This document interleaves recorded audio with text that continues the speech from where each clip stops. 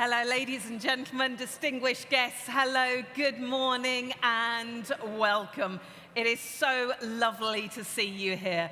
Welcome to the 10th edition of the Just Transition Platform Conference. It's really good to have you here.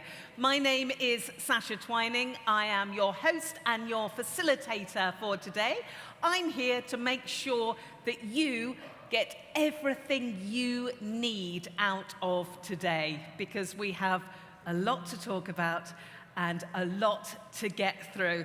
And it's going to be a lot of fun, actually, as we go through today. Some great stories to share.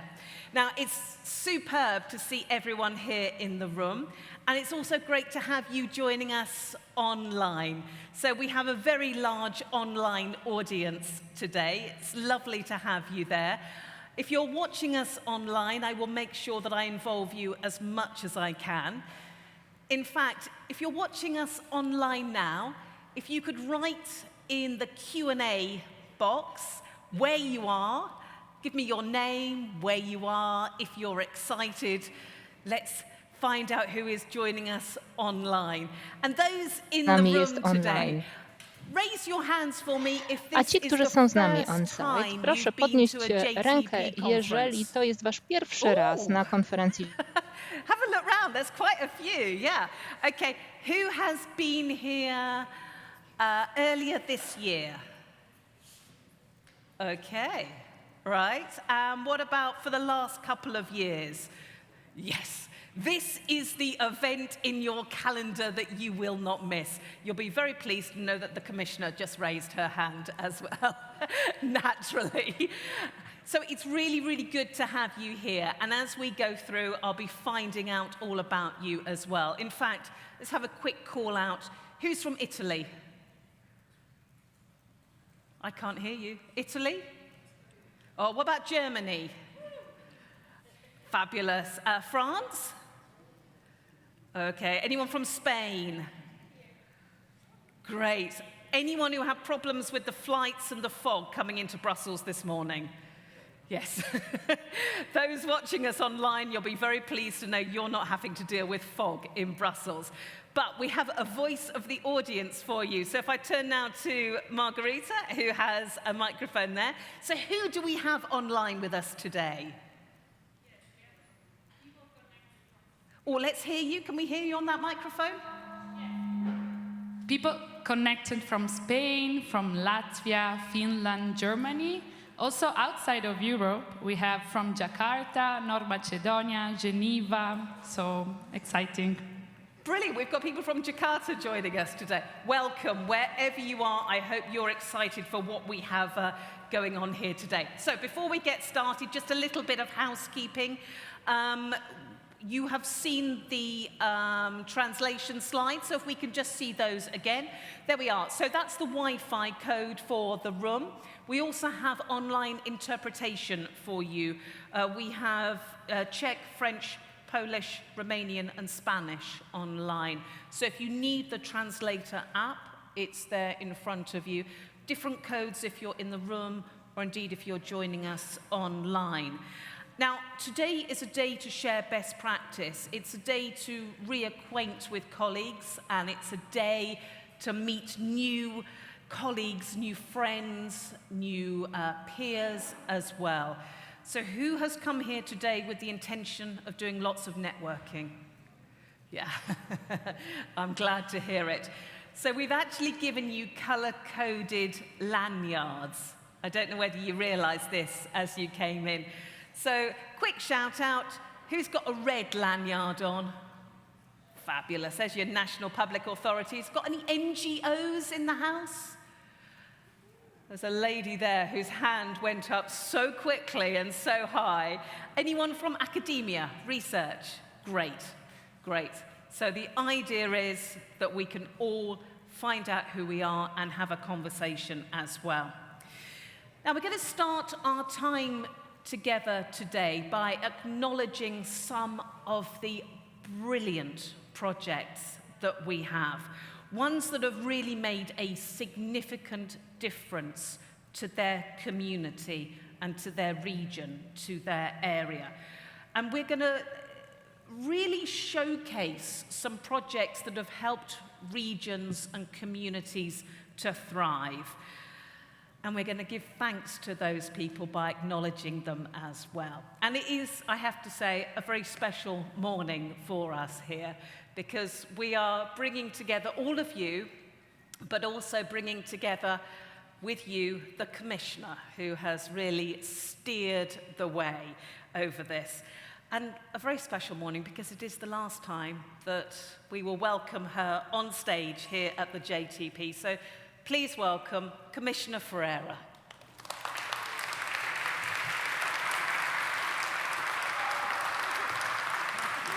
Thank you. It's so lovely to see you, really, really lovely. Would you like to give us a few words? Thank you.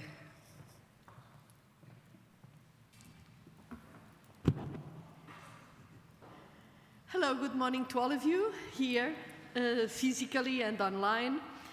And it is really a bit emotional, I must confess, to be here and to realize that after so many meetings now, it's the time for me to go and do something else.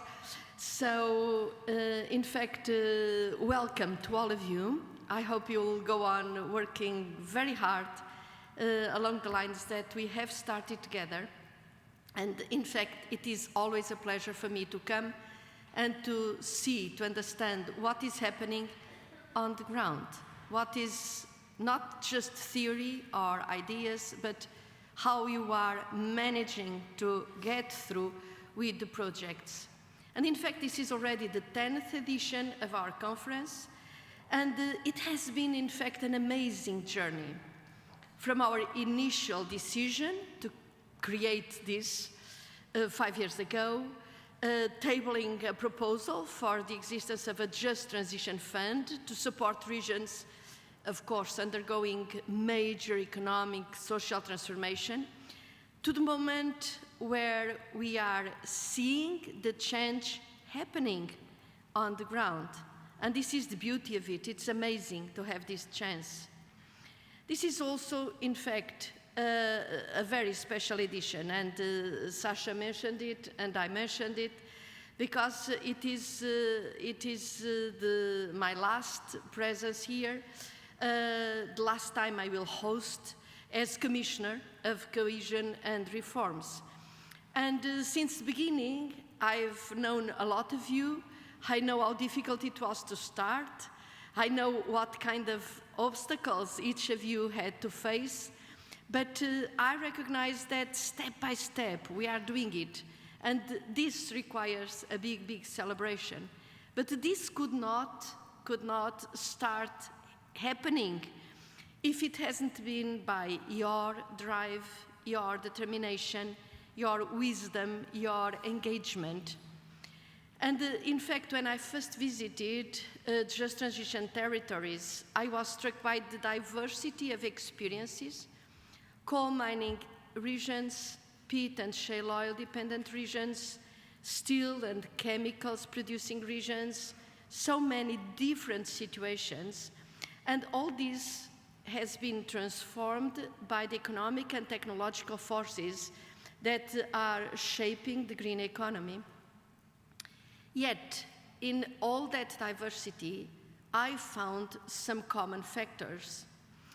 And time and again, I was struck by issues such as community pride, a very strong energy that resides with the people, with the institutions, with the workers, with the young people, with the NGOs, a sense of engagement, a sense of a vibrant civil society. And our goal with the Just Transition Fund and Just Transition Mechanism became very clear to me: to give all these communities, all these energetic people, a future and a hope, and to help them to deliver their dreams. And this is what, in fact, we are doing.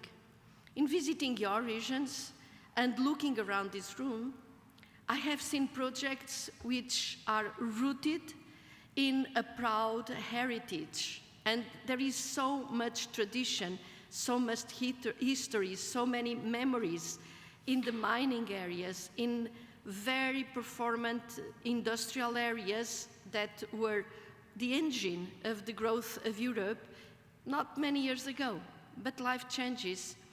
And I have seen projects also that bring this energy and transform it into a bright future. Heritage projects, I visited, I won't start quoting them because that's your occasion, but museums of mining, cultural centers, historical tourism, so many things that prevent these memories from fading away, because you need roots to stand the storms. You need roots. But also projects that are very forward-looking, such as supercomputers, magnet factories, robotics, training of young people, robotic factories employing adults, but also projects where existing industries are just being revisited, adjusted fast to a new world and economic order where fossil fuels and high emissions are not a basis. They cannot go along. They have no place anymore. In places which were not just environmentally unsustainable, but also economically challenged, and a lot of these changes had already started in the 90s, we are working with local communities, and that's the basis of it, to prepare a brighter future with a vibrant economy, a healthy environment, so that the older can live healthier lives, but also that the youngest are no longer pushed to leave. This is the right to stay, but we have got to create conditions for them to stay.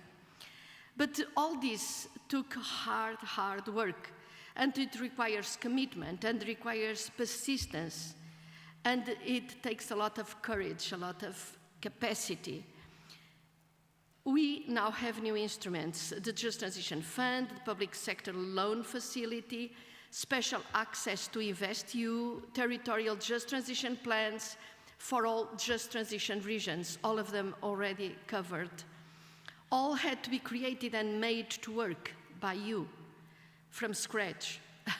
And this took time.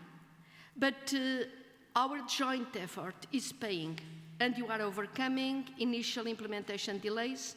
Project selection in the Just Transition Fund is catching up with the rest of cohesion policy.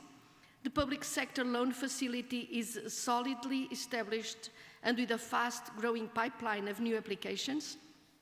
The estimated figures from the Just Transition Fund are reason for optimism. By the end of the program period, the expectations are that 63,000 new jobs will be created, new enterprises of a substantial amount, more than 2,000, 8,000 hectares of rehabilitated land. So these are just estimates, but step by step, we are starting to see them happening, in fact. And something that cannot be put in figures. We have a strong just transition community. We have not only communities in all of these 100 places, more or less, but also we have this community that is starting to work together. And in the local communities and these communities, and Sasha just, called the attention to this, we have people from academia, people from public authorities, you have people from the companies, entrepreneurs, we have NGOs, so this community, so this networking is very, very valuable. A community of partners, a community of practice, a community with a common objective, which learns and works together. This has been accomplished. Look around you today. Together, we can celebrate not just our work, but this community spirit, this networking. We can be proud of our achievements, the identification of the places most affected by the climate transition, the acceleration of coal phase out, the ongoing transformation of carbon-intensive industries, and this has been achieved because of the close partnership. In fact, I just mentioned them, national, regional, and local level, public authorities, NGOs, trade unions, companies, universities, research centers. But we cannot yet rest on our laurels. There is still a lot of work to be done on the ground. I encourage you to intensify your efforts in project selection and implementation. This is why we are making steady progress in expanding the support available to you through the Just Transition platform. I encourage all of you to make full use of all the strands of support now available, because you are not alone in this journey.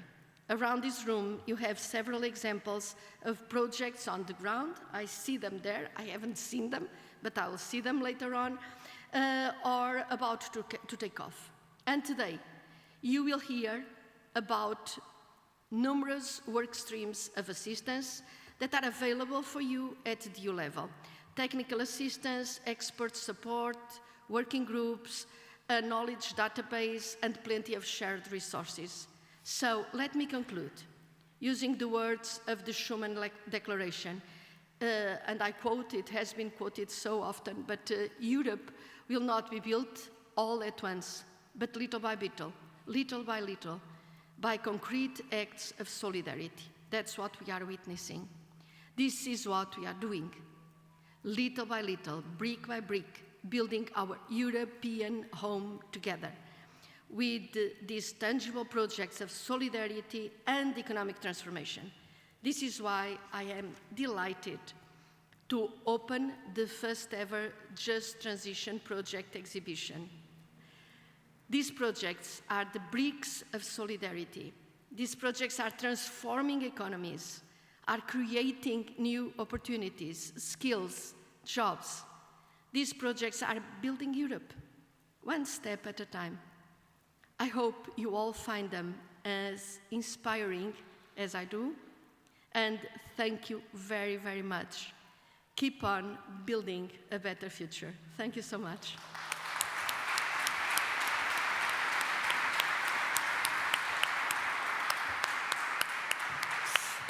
Commissioner Ferreira, thank you so much. And I think what really comes across is actually how much you care about all of this. And actually that sense of pride. It's more than just a community, it's a community of pride. Let's get you a microphone, there we go. And I wonder, you know, when you look at everything that's been achieved, when you look back, what was the really challenging thing for you to keep in mind and to make sure that it happened? Well, in fact, when I look back, I think the more I look back, the more I recall what I saw, the more I admire these people here. Because you need a lot of courage. When you look at some of these sites that had a brilliant past, and I often mentioned the first visit I made, if I'm not wrong, was in Poland, in Silesia, Katowice, and all that area, and Bytom, and people were absolutely afraid, and I can understand it. We sometimes mentioned it. I mentioned it in several speeches, because 50-year-old miners, they come to me and they say, what am I going to do now? And this is really a challenge. So we shouldn't minimize it and just talk about general things, because on the ground, and some of these places are in the middle, I'd say, of nowhere. In Greece, in Romania, so you don't see immediately an alternative. So this requires a lot of research, a lot of work. And I'm very glad when if I see young people engaged, if I see municipalities engaged, if I see that you need to have a vision, but the decision on what is the vision, what are you going to train people for, is really, really a challenge. It's no small issue, eh?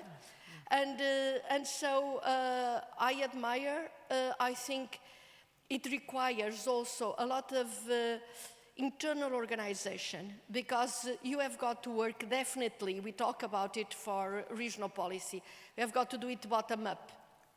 But in these cases, you really need to engage the trade unions, the companies, the community, but at the same time, and this is the other, DNA element of cohesion policy, you need to have a partnership, you have to have a multi-level approach, because the problems are so huge. And some of the companies, they really need also the joint effort of the local community and the flexible and attentive and timely response from the central level and from the regional level. For instance, in certain countries, the marshals or the governors. In others that are more centralized, you need the central government to be attentive enough. And this governance of a multi-level nature requires a lot of technique, a lot of sophistication. Yeah. So, there are a lot of elements. I just pointed to 2 or 3 of them. But this is reason why it's not just, nice to congratulate people, but it is really, I admire the energy and the capacity and the courage and the competence of those that in fact are progressing in this and materializing the hope. That's a really lovely way of putting it. Everyone in this room knows how difficult, how tough, how draining in some cases this work is. And we are here to celebrate the work as well as the end result, the ongoing result. We've got something special for you, because what we thought we would do is a celebration. And it was lovely in your speech when you talked about some of the projects that you remember. What we thought we would do is give you the opportunity now to hear more about some of these projects. Lots and lots of projects wanted to present to you, but what we have done, these are the lucky ones. So, in no particular order, we've put them all in here. They're all in the audience, and it's up to you. You can pull them out and see who we hear from. Okay. So. This is the Oscar thing. So. Já si připadám úplně jako na Oscarech. Well, in fact, the first one we are going to listen to první projekt, o from kterém si Slovenia, poslechneme, Center for je ze Development, Slovinska, Demonstration and Training Centrum for pro Carbon rozvoj, Free ukázky a školení Brilliant. Would you like to come and join us on bez stage? uhlíku, DUBT. Výborně, pojďte prosím mezi nás.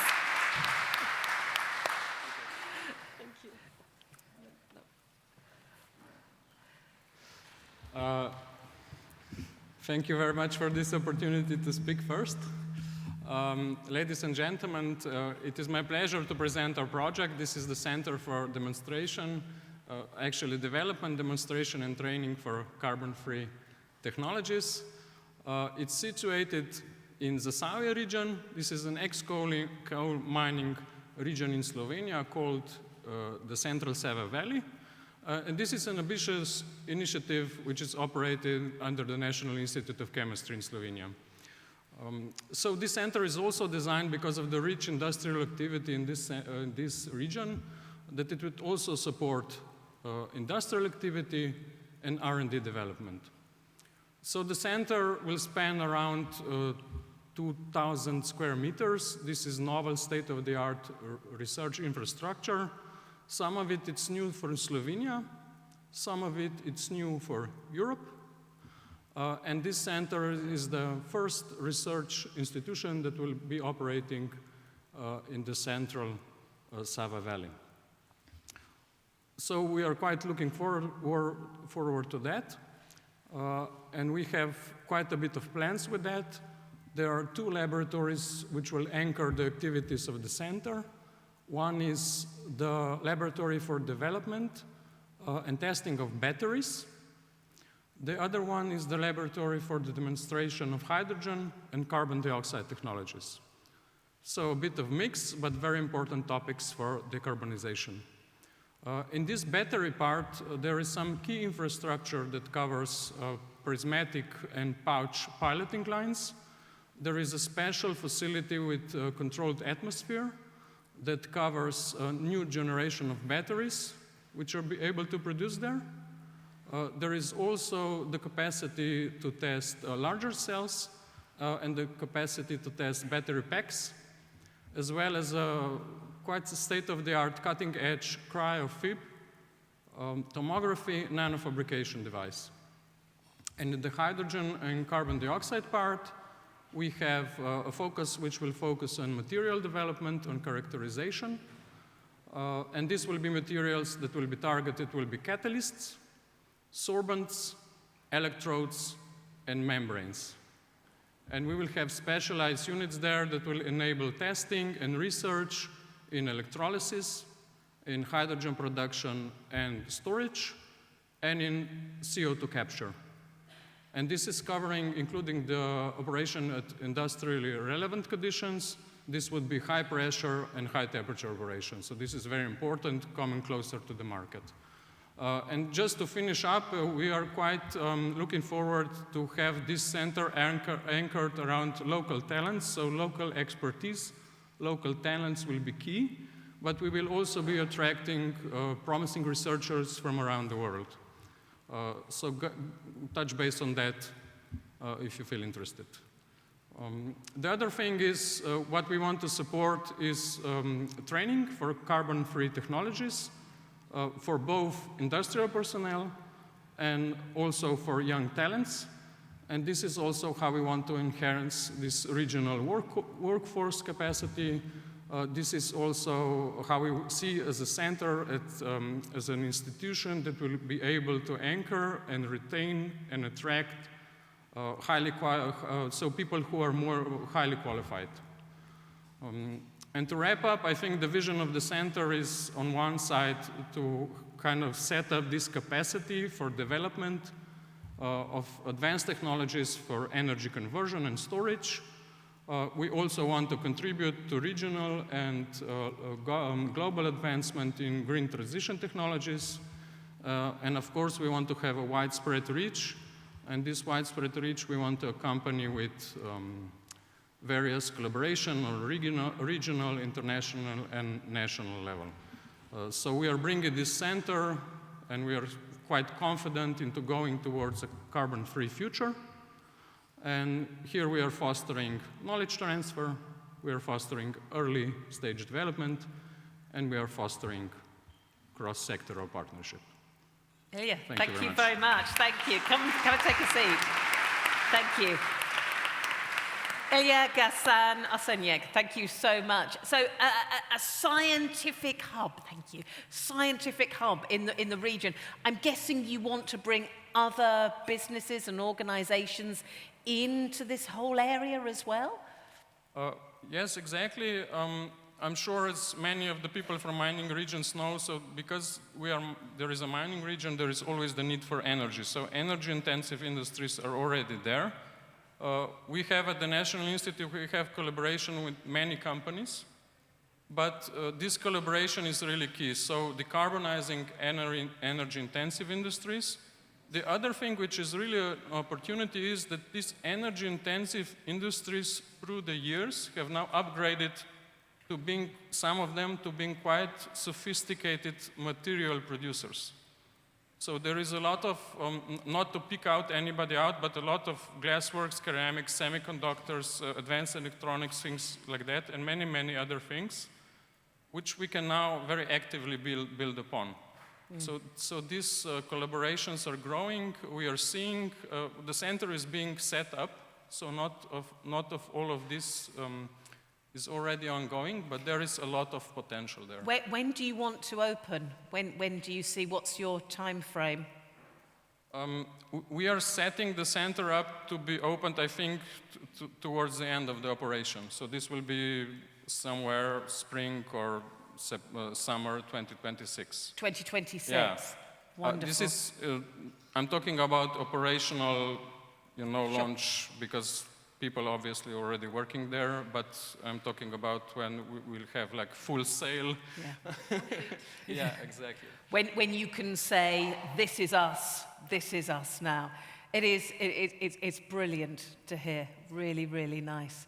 Ilya, thank you so much for telling us about Slovenia. Thank you so much. Thank you. Thank you. It's great to hear, isn't it? Right, let's get the next one. You can go for what order you like, whoever you like. Who's going to be next?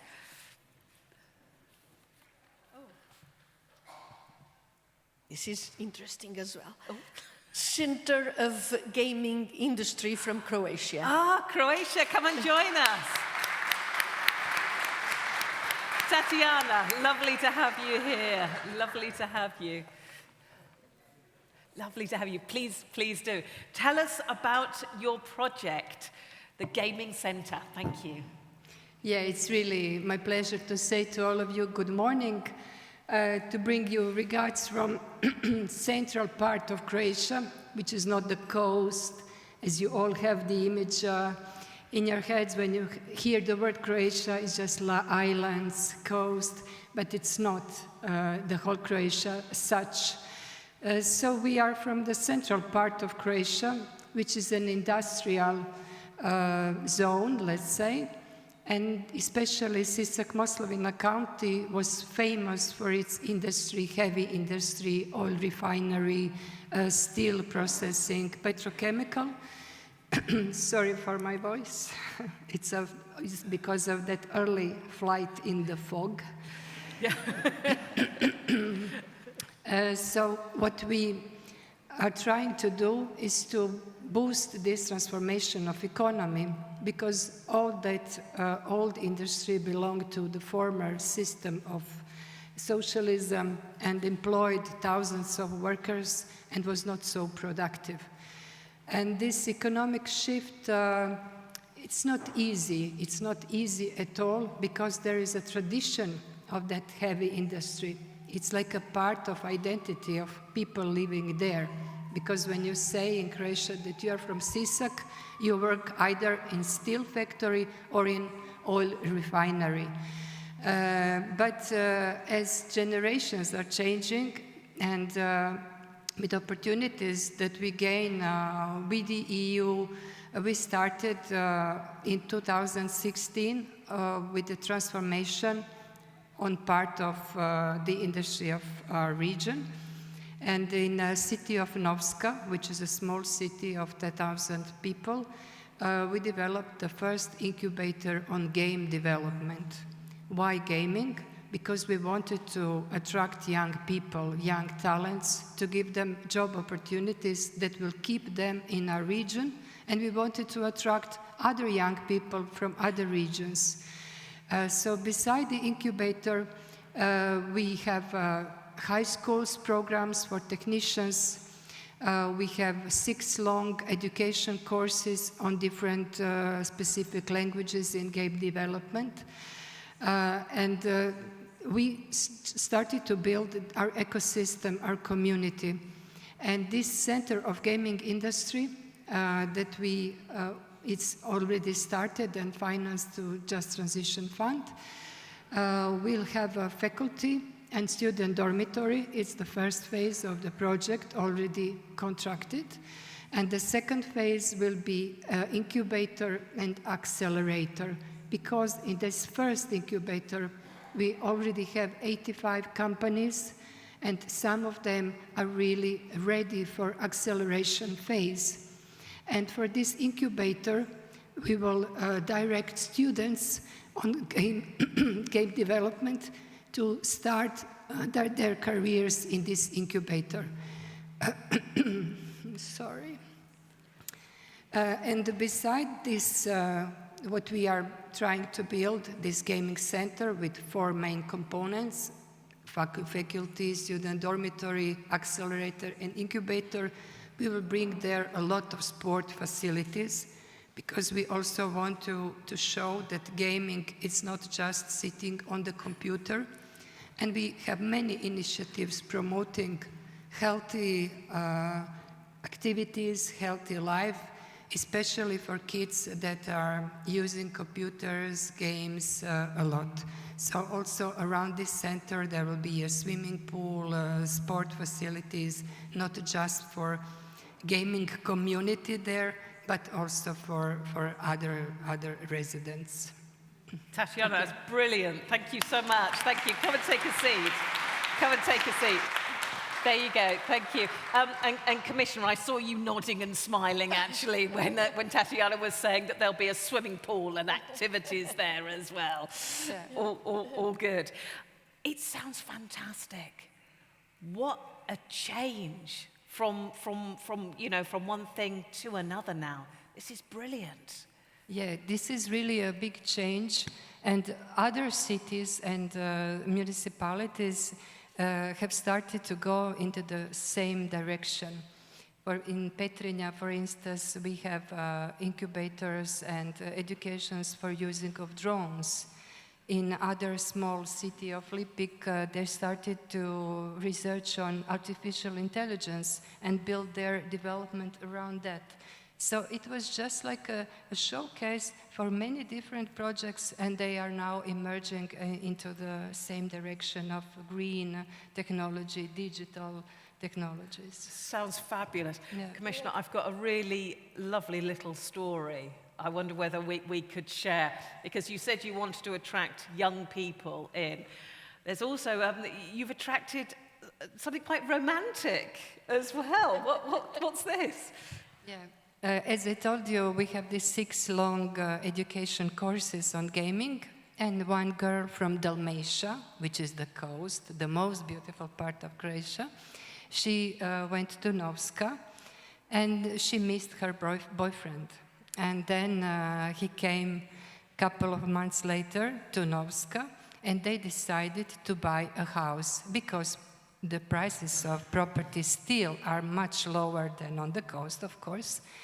And they bought a house in a small village close to the city of Novska, where they inherited with the house. They got 25,000 of different fruit, and they registered as a family farm, and now they have a gaming company. They are producing fruits, and they are, of course, in love more than ever.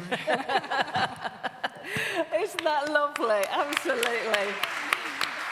Tatiana, thank you so much. Thank you for sharing it with us. Of course, everything that you are hearing here in the room and also with us online, you can see in the exhibition later. Tatiana, thank you so much. Thank you.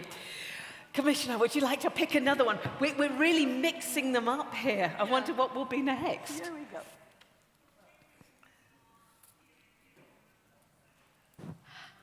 Okay, and now we go from Croatia to Ireland. Toshar Wetlands Restoration Come Scheme. and join us. Come and join us. How lovely to see you. Lovely to see you, Shirley. Welcome. I have my timer. Good morning, everyone.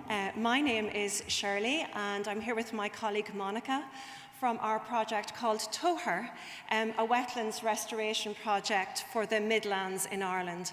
And we cover 19 municipal districts, and we work for the National Parks and Wildlife Service. One of the main tenets, I suppose, of our project is that you cannot have nature restoration without community restoration, and that livelihoods are a very important part of that.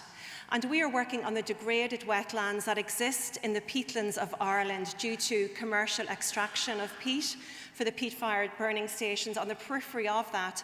So we're working to support the work that's already being done on smaller wetland sites that were used by smaller companies. And one of the most important parts of our project is that we hope to, and we are already developing a course to work with peat contractors, former peat contractors, to turn them into peat restorers, so that we will change the livelihoods that they are working in currently from extraction to restoration. And another important part of our project is mindset change, and we all know how important that is to systems change, and to actually turn the extraction paradigm into one of restoration.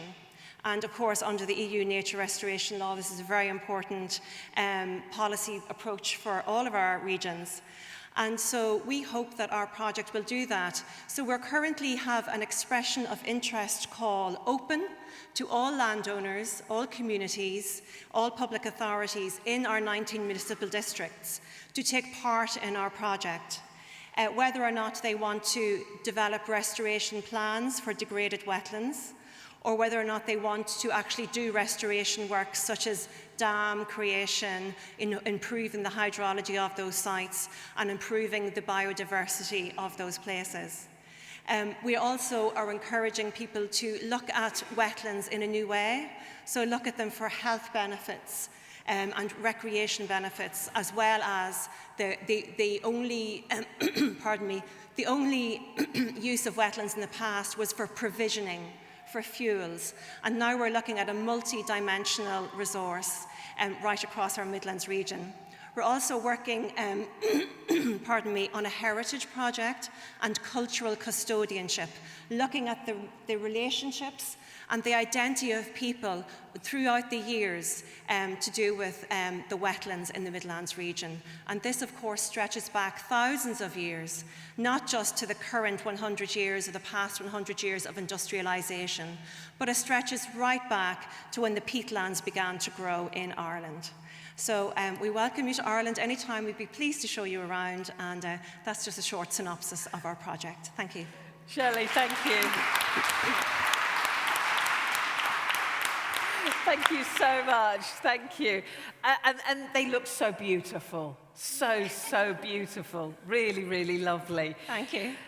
So you've got expressions of interest at the moment. You're trying to engage more with the community. How's it working? Yes, absolutely. We already are engaging with all of the local authorities in our region through the Heritage and Cultural Custodianship Project, and also through the biodiversity officers and heritage and climate officers in the local authorities. But we also have a much broader call as well out to landowners and communities if they want to develop a community restoration plan for their nearby wetland, or they want to purchase some wetland sites, or indeed for landowners, we're looking at incentive payments for results-based approach to improving your wetland habitat. And can you just tell us about the name, by the way? Our project is pronounced Toher. So I was saying to Sasha earlier, like your toe and then her, which obviously is really important for gender. So Toher. And Toher is an archaeological word, and it means the pathways under the peatlands. So in Ireland, for example, there were pathways connecting the glacial or the more fertile islands in the middle of the wetlands that were developing. They were made from brushwood or stone sometimes, and oftentimes the peat over the thousands of years grew over them. And they were only then discovered during the peat extraction that these paths were underneath. So we've used the word Toher as a symbol, showing that communities were connected to each other, and also the pathway to a just transition. And also we think it's really important in a nature restoration project that you link culture and identity in there very, very strongly, because obviously we are all nature, nature is us, etc. So just to make that really important link. Absolutely. Fantastic. Would you like to go? You should visit. I should. Yes, of course, I'd love to visit. Yes, You're very welcome. Yes. I was in Ireland, but I didn't have a chance. So to see and I find the project absolutely fascinating. I mean, all of them, but it's such a diversity, and I'm very glad you have started it. Congratulations. Oh, thank you very much. Well, you're welcome, Commissioner, obviously, but so are you all. You're all invited. And we will definitely show you around some of our degraded wetlands and what we are trying to achieve. And maybe you can meet some of our groups as well. So you're very welcome. What a lovely project. Shirley, thank you so much. Thank you. So, I mean, we've got such a difference here. And Commissioner, it goes back to what you were saying at the beginning. Everything is so very different. Would you like to pick another one?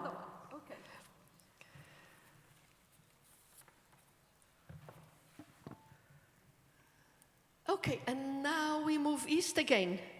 So Czechia Circular Economy R&D Center. Come and join us. Fabulous.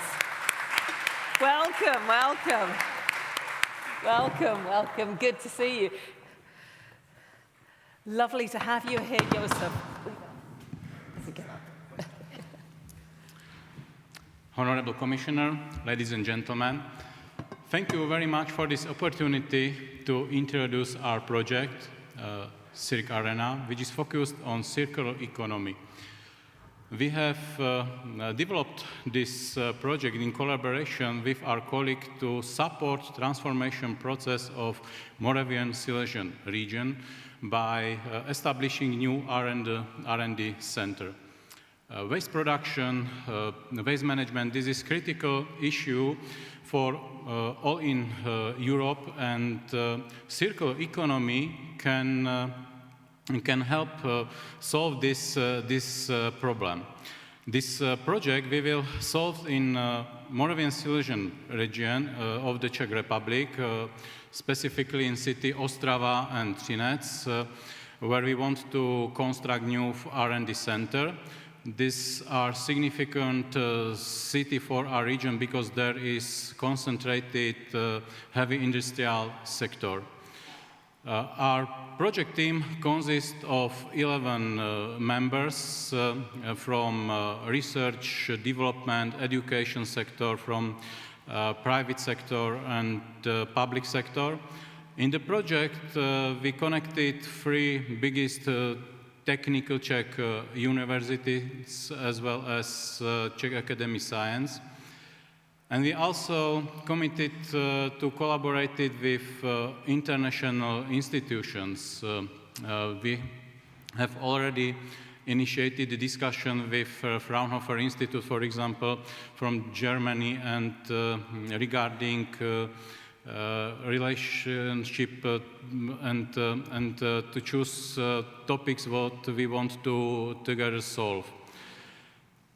What are the demands for project like Circ Arena? There is no similar project in no similar infrastructure in the Czech Republic and anywhere in the Central Europe. I believe that this topic, circular economy, can be interesting for students, for researchers, for universities, for research companies, and I believe that this topic is interesting for industrial sector. We know that natural materials are becoming increasingly scarce due to rising price, due to geopolitical issues, and we know that waste can act as a substitute of nature resource, and this solution can offer both environmental and economic benefits. The budget of our project is 76 million euros, and 85% is provided by European Union, 10% goes from Czech state budget, and 5% this is contribution of each participant. I would like to thank European Union for supporting this project through program Just Transition. I am sure that this program is helpful for us.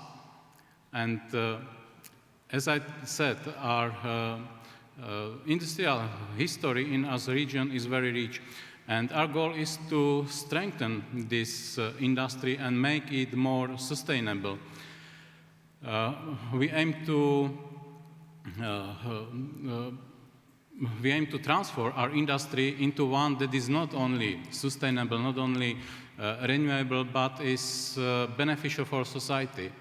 And by doing this, we can hope that this industry will remain our identity for the future, and this industry will be adapted to new needs and new conditions.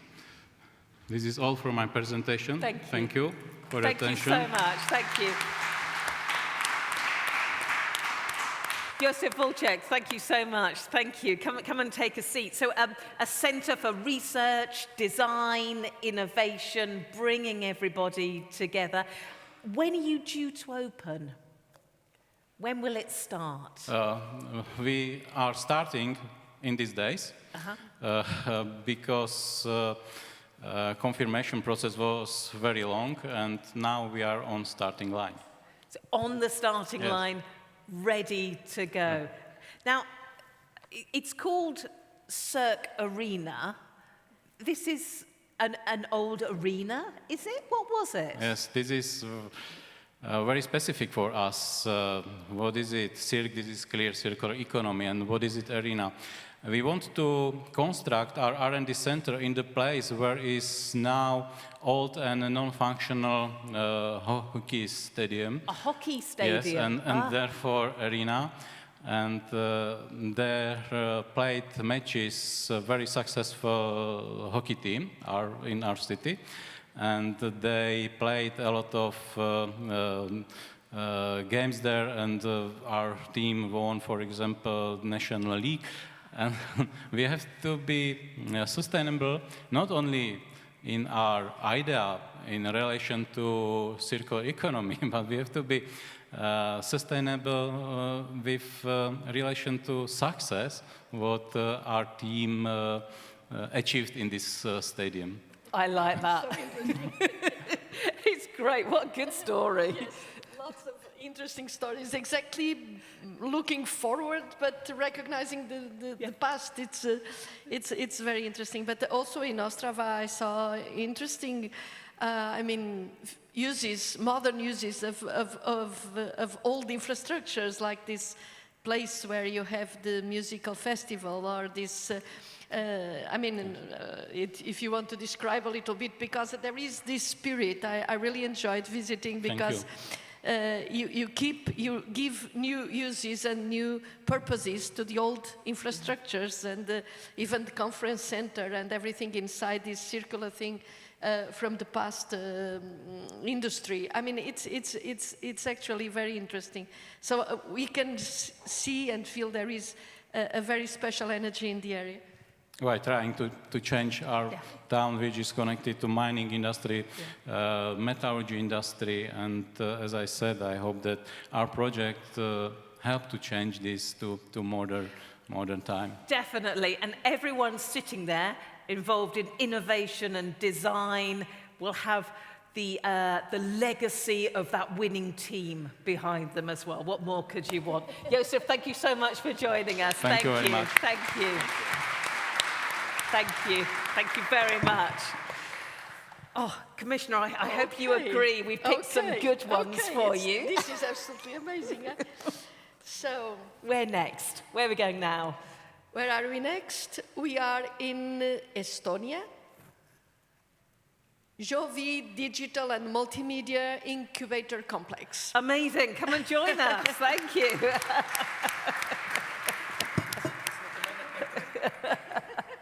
Lovely to have you here, Miles. Thank you. Ladies and gentlemen, it's my pleasure to introduce you two transformative projects taking place in Ida-Viru County, Estonia, as part of European Union Just Transition Initiative. This region, traditionally dependent on the oil shale industry, is now embarking on an exciting journey to diversify its economy and build a sustainable future. Central to this transformation are the Jõhvi Digital and Multimedia Incubator and Creative Industry Incubator with Studio Complex, both of which aim to foster innovation, creativity, and economic growth. The Jõhvi Digital and Multimedia Incubator, funded by the Just Transition Fund, is designed to stimulate the growth of digital media and technology startups. This project is a direct response to the lack of infrastructure supporting audiovisual startups in the region. The incubator will offer modern office spaces and incubation services, helping new companies develop products and services that meet contemporary demands. Moreover, it will create high-value jobs, attract young talent to the region, and contribute in building an innovative and export-oriented business ecosystem. Through the incubator, we aim to create 600 direct and indirect jobs over 13 years and benefit around 195 companies in the audiovisual sector. This incubator is not just about business growth, it's about creating vibrant and dynamic economy in the region that is eager for change. The project investment totals 3+ million and represents significant opportunity to position Ida-Viru County as a hub for digital media innovation. The second project, the Creative Industry Incubator with Studio Complex, focuses on developing the creative industry, particularly in film and audiovisual production. This incubator, located also in Jõhvi, will provide the necessary infrastructure for creative companies and SMEs, including modern studios tailored to the needs of the film industry. By 2026, we aim to have a fully functional complex that will support both local and international film productions. The incubator is expected to create 130 direct and indirect jobs and support at least 87 creative businesses over the next 13 years. With the global demand for audiovisual content, particularly in virtual production, continuing to grow, this project has a potential to significantly diversify the local economy and position Ida-Viru County as a key player in the global creative industry. The total investment for this project is 10+ million, and it's set to be a major contributor to the long-term growth for the region. In conclusion, Ida-Viru County is at a critical juncture in its economic transformation. The Jõhvi Digital Multimedia Incubator and the Creative Industry Incubator with Studio Complex represent two key pillars of this transition, each playing a vital role, diversifying local economy, fostering innovation, and creating jobs from young talent. We heard so much today already. These projects, supported by the Just Transition Fund, paving the way for the greener, more sustainable, and prosperous future for the region. Thank you for your attention, and also welcome to Estonia. Thank you very much, Mieles. Kust. Come and sit down. Thank you. Thank you so much. So lots of workshops, lots of innovative space, the incubator, and a state-of-the-art studio complex. So do you want to be the Hollywood of Estonia? Is that the plan? Yes, that's the small plan. It's to be like a digital Hollywood. Not Hollywood is dying already, and I think it's new ways of creating film and audiovisual content is changing, and we see some movies. Estonia already we attracted some film production already to the region, but we see that loads of stuff already made in studios, and to have this kind of facilities and multi-purpose and dual use and so on, it's very important. It's brilliant. So all that concentrating on all the AI, the digital filmmaking, everything, all the special effects, all of that sort of thing. Fabulous.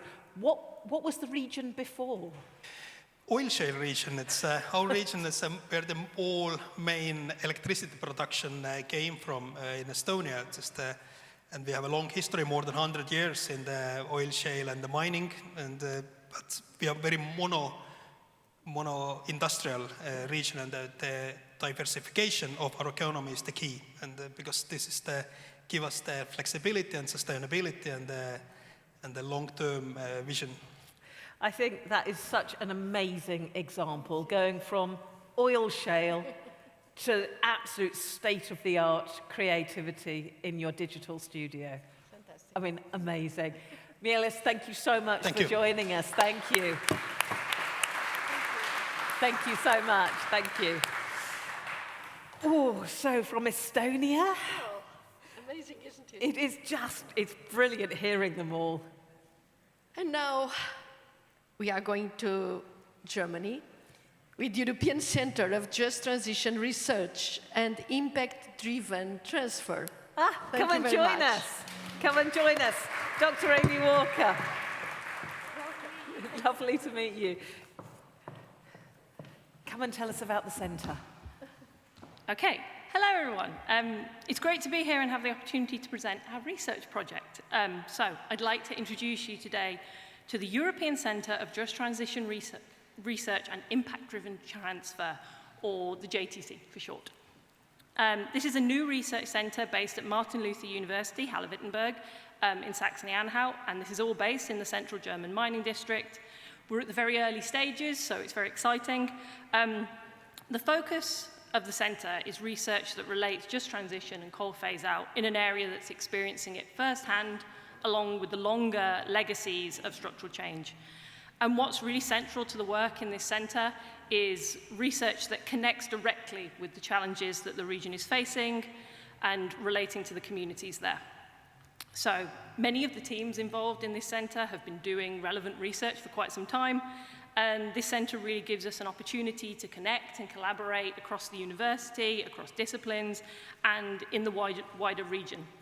So many of us have existing relationships that we aim to really build on through this centre.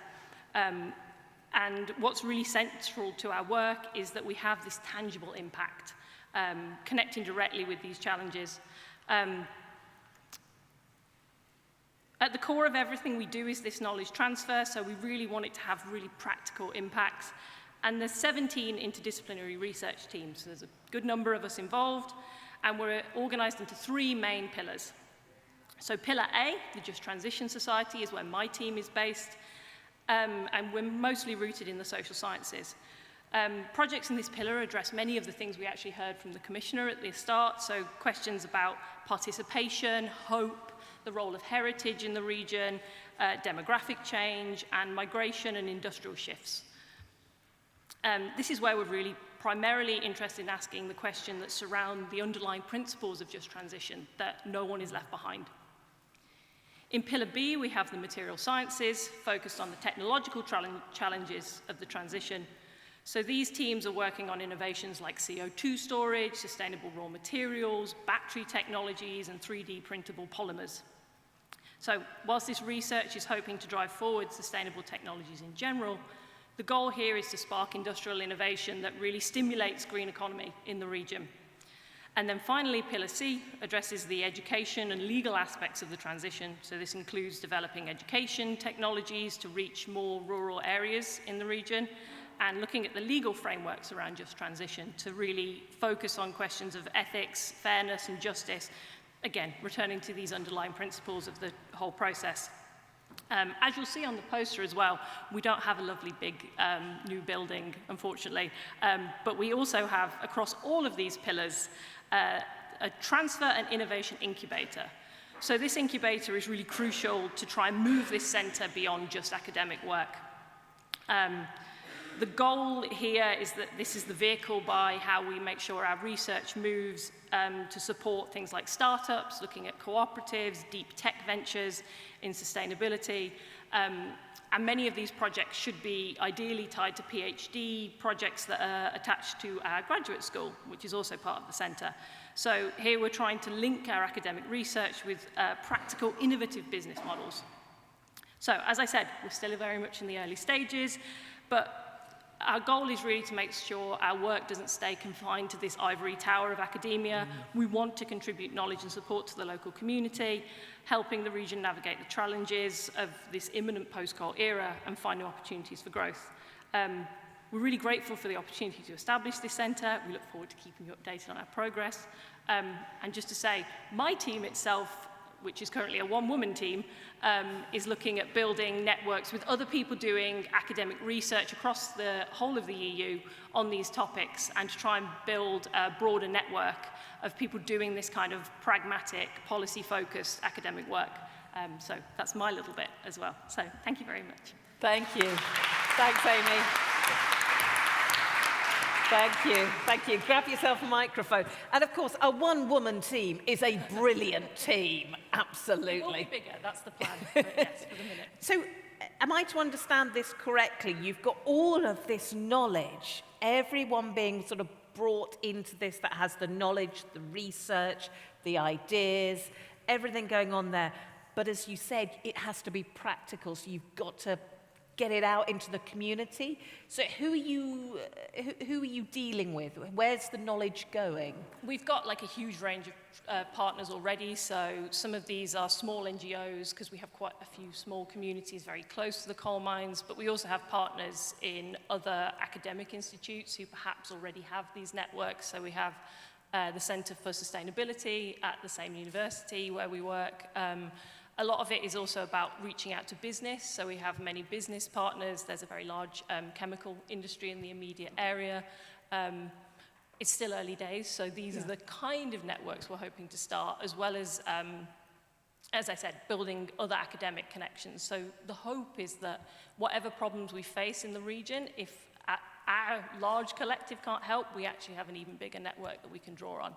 If you can't help, you know someone who can. That's the idea. And I really liked, Commissioner, I don't know whether you picked up on this, but Dr. Walker was saying that knowledge shouldn't stay within the ivory towers. So communication and letting people know in the community that you are there and how you can help must be a huge area as well. Yeah, it's very much something that, as we've been doing this work for some time, we've noticed, we've wanted to deal with, and now we actually have kind of a formal structure to really make sure that that's something we address moving forward. It's a great example from Germany. Thank you so much for joining us. Thank you.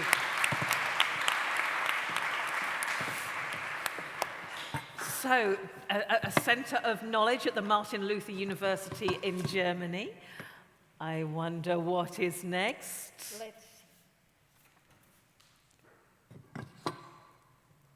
Well, and now we go from Germany, we go south to Greece.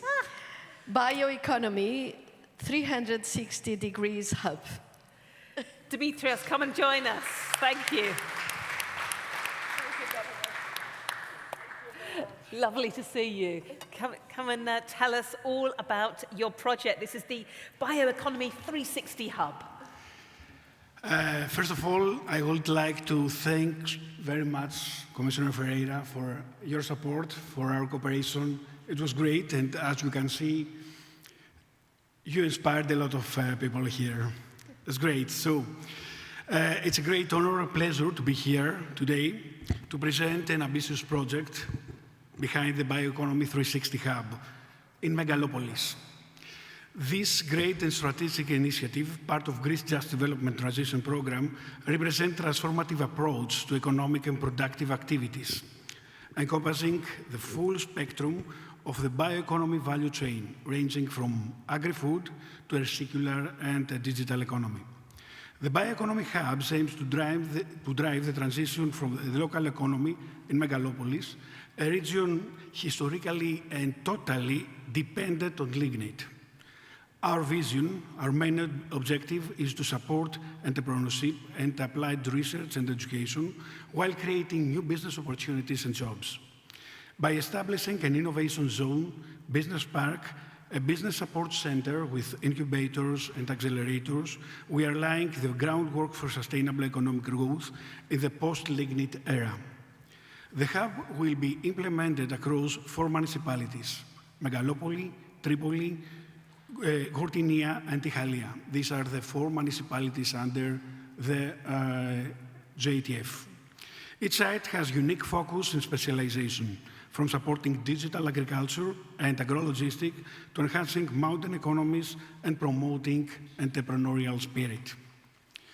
This is not just about infrastructure. It is about creating an ecosystem and clusters where public and private funding mechanisms collaborate. The hub aims to attract young entrepreneurs, startups, research institutions, and private sector investments to build a robust network for innovation and growth.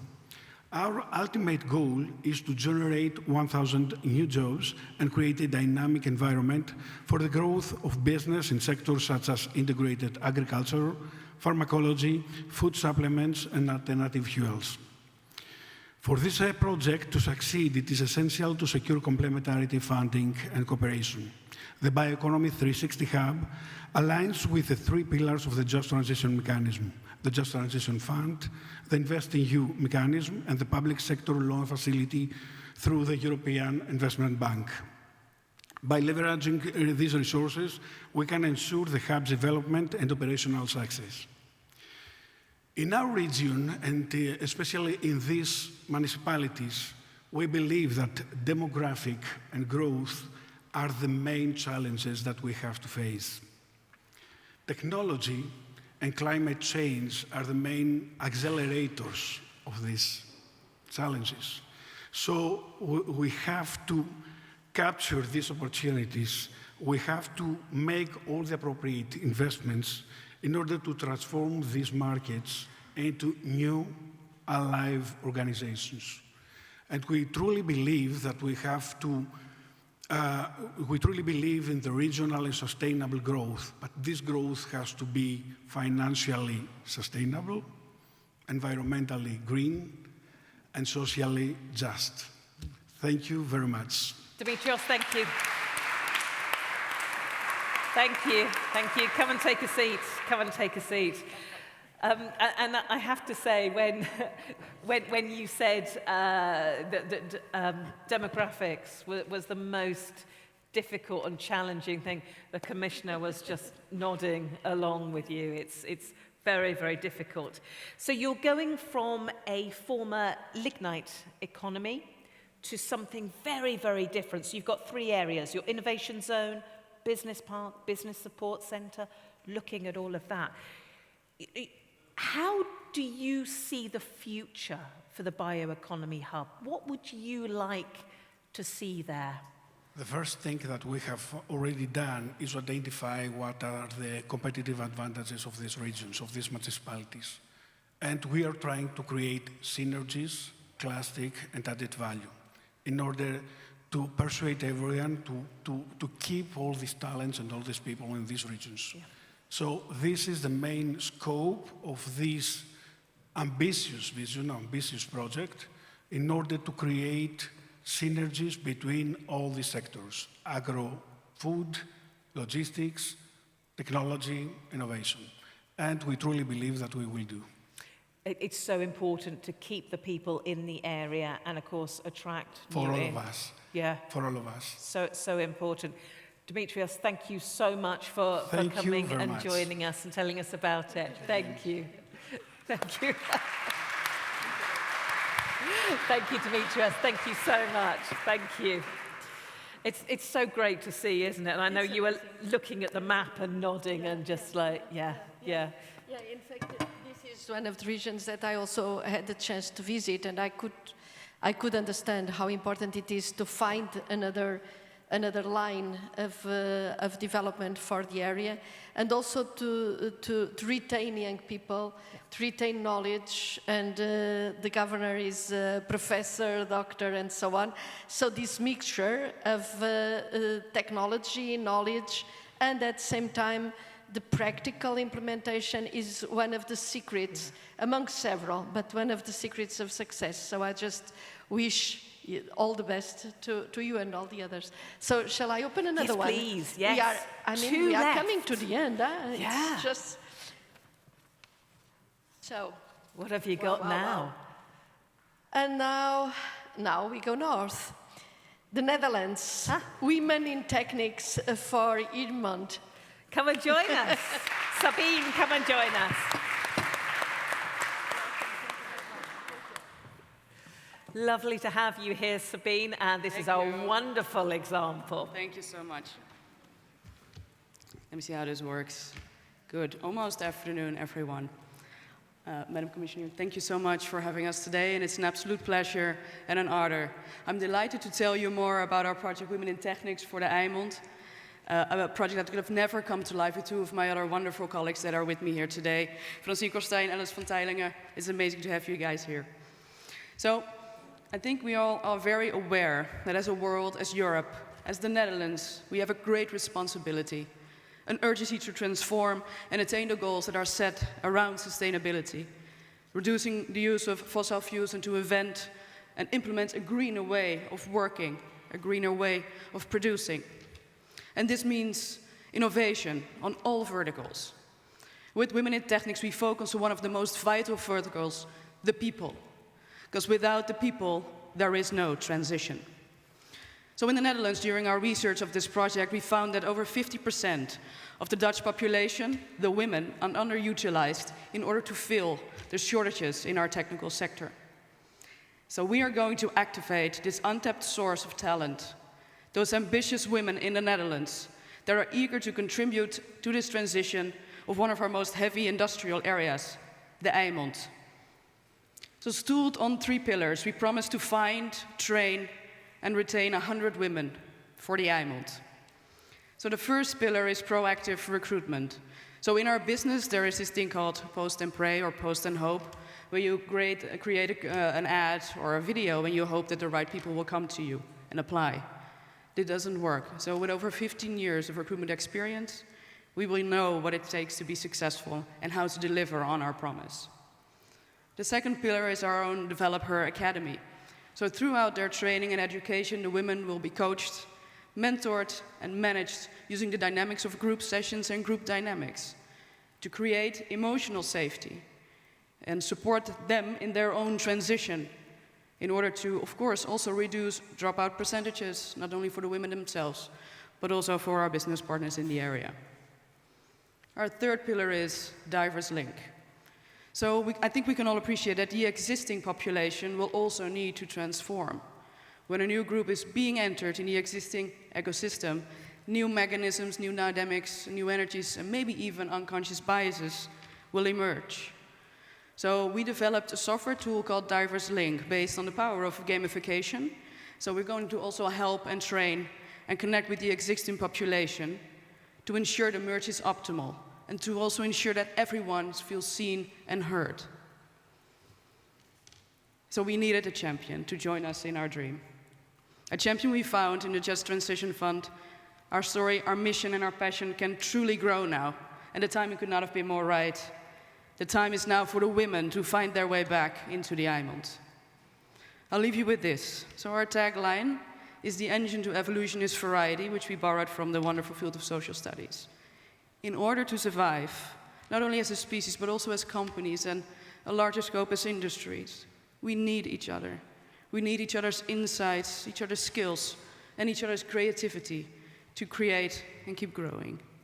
Again, thank you so much. Thank you so much. Thank you.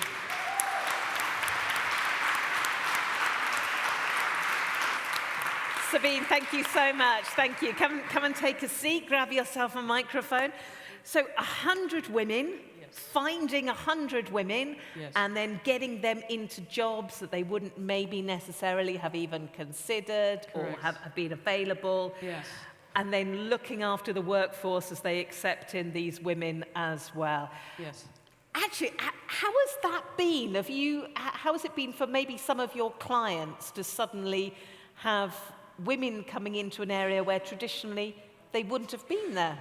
It's super interesting because, I mean, it's one of the passion projects of one of our founders that is here with us today, Alice, is that there is this interesting mutual bias that there is, because we work with a couple of partners already in one of our other industrial areas called the Rijnmond near Rotterdam. And the thing is that the companies that we work with are absolutely great. I mean, they really want these women to come into their companies. But there is this bias from them, like, do the women even want us? And then we talk with the women, and they're like, but do the companies even want us? And we as an intermediate, we have the position to really take in that role and say, like, yes, they want you, and we will support you, and we'll create a situation within the companies that you feel safe and secured. And we come across very interesting examples, of course, yeah. But usually, and what we find is that all our partners are absolutely very motivated to make this change and see the potential of this. I know you've got one client that had to make a certain adaptation. You'll like this. Go. Yeah, this is a great story. So, of course, whenever there is a client saying, yes, you know what, I really want to get this woman on board, and I'm really excited, so this means a couple of things, right? So what we're going to do is then we're going to scout the area, see if that, you know, the plant or wherever they're going to work is even open and available for, like, to facilitate the coming of women. That can literally mean, is there a toilet for women on the plant? So one of our clients, he was super engaged, and what happened is that we came to his plant and there was no shower nor a toilet for women. So this dear man had to sacrifice his office for that. And he did. And he is a champion. I hope he did with good grace. Yes. It's a good project, isn't it? Thank you so much. Yeah. It's great. Thank you so much. Lovely. He's sacrificed his office so that the women coming in could have a shower. Absolutely. Good. I'm glad to hear it. Sabine, thank you so much. Thank you.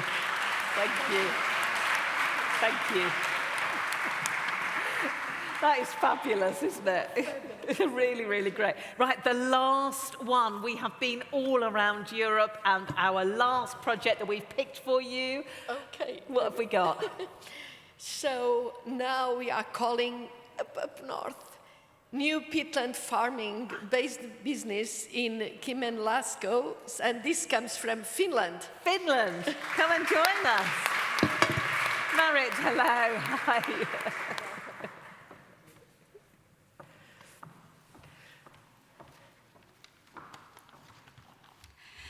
Good morning still, ladies and gentlemen, Commissioner, and also audience online.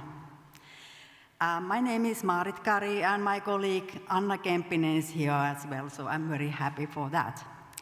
I come from Finland, but in Finland we say Suomi, and Suo means peatland or swamp.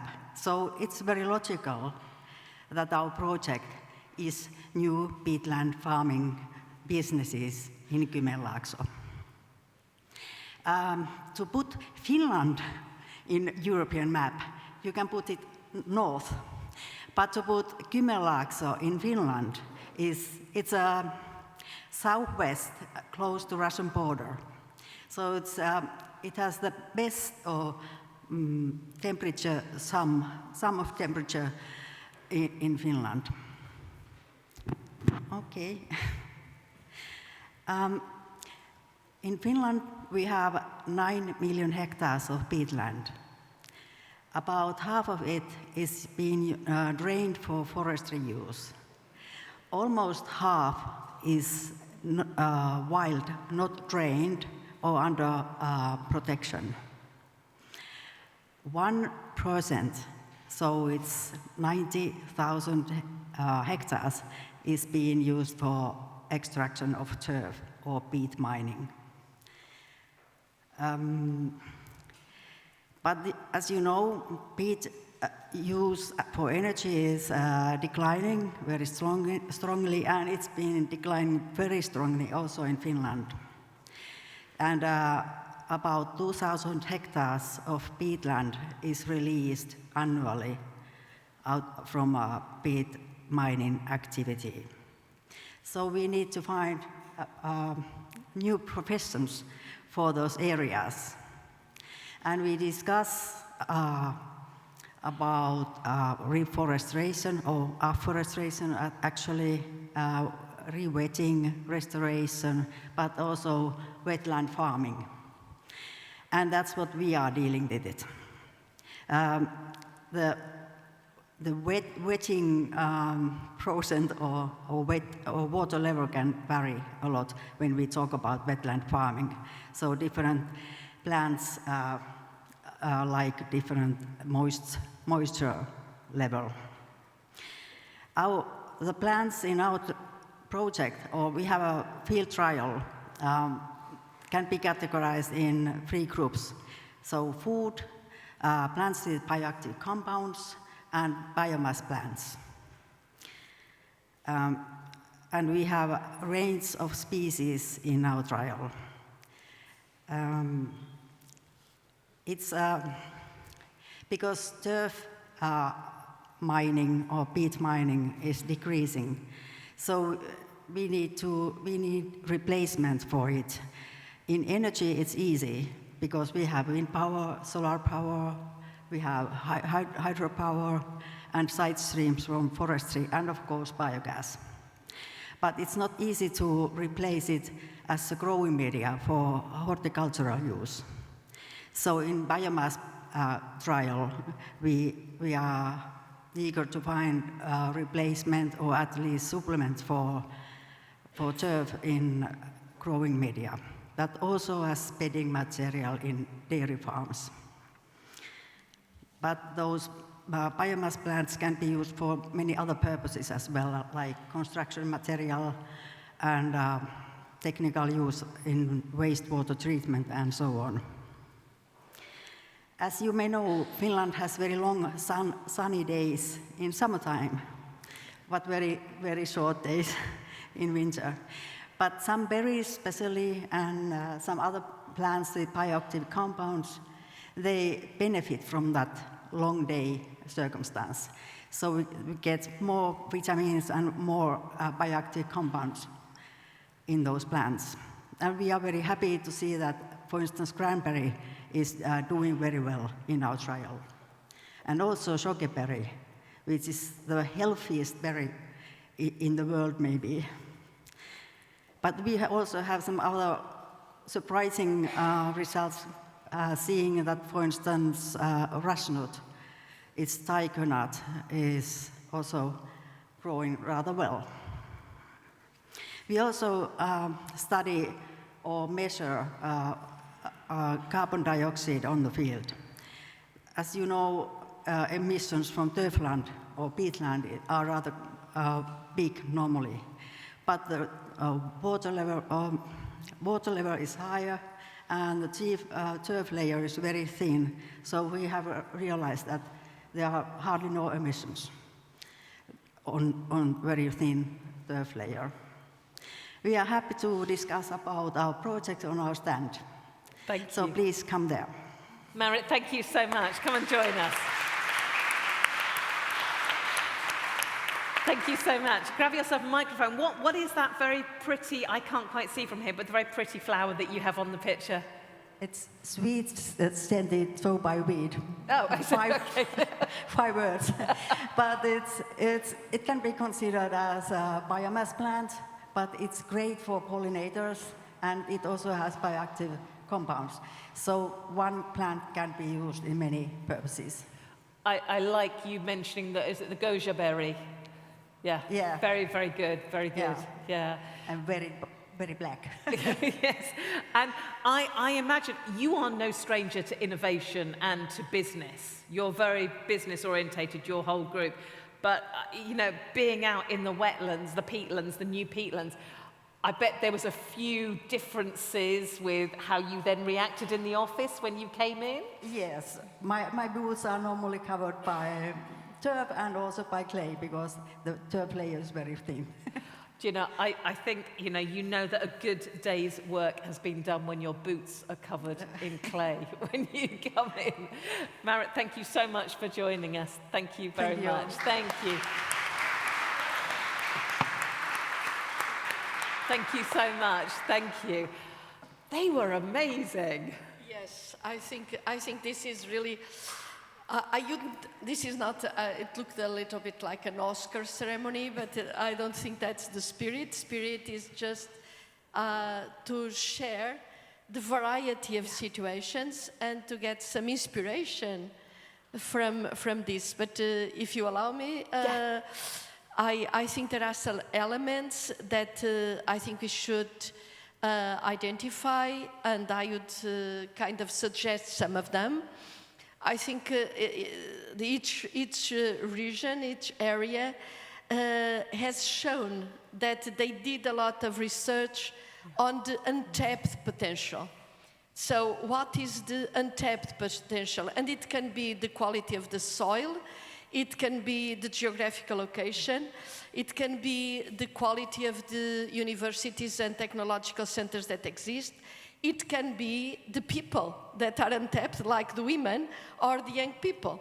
That really, in a lot of these areas, because also of the characteristic of mining or very heavy industry, women represent an untapped potential because they could not work, because the family depended on the work of the husband, and it was all the day in the mine or all the day in the shifts in the heavy industry. So, in fact, looking for what is there on which we can hook a future strategy, I think is essential. The other aspect is, in fact, the variety of situations and the need to understand the differences across. So we have moved, and I have to congratulate the organizers, and it is because it is, in fact, important to note the difference in the several situations. And of course, we have gone from bioscience to restoration of land to games or to films, yes, or to centers of pure technology. And I find this, this variety one of the rich, because if everybody had decided to do the same, we'd be competing probably with each other. And like this, of course, there is some overlapping, but this can really build on a network of excellence. Another aspect that I would like to underline is this, a lot of the speakers are from the academia. A lot of speakers are from public administration, and others are from companies, and the presence here shows this. So, in fact, coming out of the ivory tower from academia is something that really we have got to do in Europe. And this is one of the differences, because in Europe we have this kind of academic career that is very, the incentives are very much to produce papers and to publish papers. And I think it's coming myself from academia as well, I think we need to recognize the value added of coming out and putting it in practice and connecting with the industry. And there is this art of connecting. And my third topic is, of course, you need to have funding, you need to have these ideas, you need to have the capacity to do it. You cannot just be voluntaristic, you have got to find out what are in fact the issues and the assets on which you can anchor your future. But then there is this need also to have the financial support, and I think more and more the financial instruments and this EIB, the risk capital, can play an important role. We understand that they are being more and more recognized, and I'm glad, but I think we have got to build on that, because this is what also helps to do a business support to the good ideas. I think this is lastly, I think that in fact we now have got to make sure that we deliver on time and that we overcome, and I think having all my colleagues from DG Regio present here and also from DG Reform that helped to do some technical support in the preparation of the plans is absolutely essential, because there will be always bits and pieces that you need to adjust, that you need to understand better, but the dialogue is what we are trying to promote also here. And in fact, we have got to deliver so that we don't frustrate the hope of these people, because frustration is poison in all these areas. Also, I think, and I can't remember now who mentioned it, that these new ideas, new projects have got to have a kind of, this is a fourth note that I'd like to leave, they have got to be understood in a kind of coherent approach. Because it was the story, I think, it was from Croatia. This example of this young couple, of course, you have the chance to attract young people for all these new jobs, highly technical jobs. But if the municipality doesn't organize itself in order to offer a good environment, even if it is a small town, the nearest town, people to settle in, to grow their families there, they need to have houses, they need to have schools, they need to have health services, they need to have access to cultural and to the network and to the grid. So I think thinking the opportunity and trying to anchor all the different things there, I think it's essential to make this a development agenda. And in fact, to create a sustainable future, also socially and economically for the region, that will also be essential for the older generation, in fact, to have the conditions to remain. and to feel happy there and not frustrated. So this is a very sophisticated kind of agenda, but I think by sharing and by implementing and by knowing what works and what doesn't work is, I think, the right methodology or recipe for a complete future-oriented and progressive agenda for all these powerful regions of Europe. So I finish by thanking all of you and thanking you. You have been incredible, and allow me to thank all my colleagues from DG Regio, from DG Reform, that are permanently helping to deliver such a challenging but fascinating agenda. Thank you. Absolutely. Thank you, Commissioner. Thank you. Thank you. Thank you. I tell you what, before you go, we thought we'd just end on a quick bit of fun. Now, get your phones out for me. And what I would like you to do is quickly whiz yourselves into Slido. So a QR code is now on the screens. Take yourself into Slido. So if you've never done this before, open the the camera on your phone and click into the link. And this is where I promise I won't put you on the spot unless you want me to. So what we're going to do is we're going to ask you a couple of questions. So first of all, what project would you most like to contribute to? Oh, I feel this is very unfair. Very unfair. They are all absolutely brilliant, but what would you be most eager to get involved in? I like this, and you can have a go online as well. Well, so far I have to say it's the women in the technics one. It's looking very good. Look at that. There are lots of. Say that again. Maybe there are many women in the room. Yeah, yeah. But it's all the women going, yes, I want to go to the Netherlands. Brilliant. But I have to say the gaming industry as well. What a wonderful one that was as well. Well, to be frank, I think it is worth to go and visit all the projects, and also to visit projects that were not selected because we couldn't, because there are so many people in the room. We are 27. We just made 9, I think. So I think it's worth going, not just to the capitals but to going to the regions. Do you know what? They're fighting over who's going to be the top here. Yeah. Which one, whether it's gaming or women in technics. I think we've got one more as well, haven't we? Should we go on to the next one? We've got another question for you. What inspires you most then?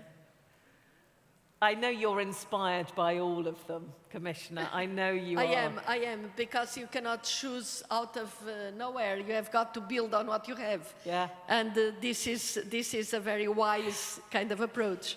May I ask you a very personal question? If you were not Commissioner Ferreira, if you were starting your time again and you saw all these projects, what area would you most have liked to have been involved in? Well, you mean working in the area? Yeah, where would you have, what sort of project? Oh, don't ask me those questions. I'm fascinated by everything I see. So everywhere I go, I mean, I have the feeling, yes, I could work here. But it's difficult to make choices, because you have got really to understand the social fabric, the history, the past, what are the potentials. I'm fascinated by the task itself. Yeah. So it's, and some countries, Romania, Poland. I mean, it's very challenging. Challenging and inspiring. I have to say, I'm gonna call the results there. Ireland did very well in that one as well, but I have to say, the ones that are really near the top, they are also inspiring, but well done, the projects there from Croatia, the Netherlands and Ireland. But actually, I think a big round of applause for all our projects. Well done.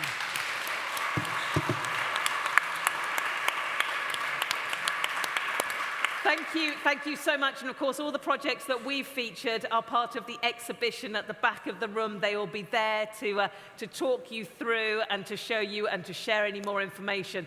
After lunch, we will have another session where we start to talk about some of the ways you can get help for your project. We'll be going into that in depth.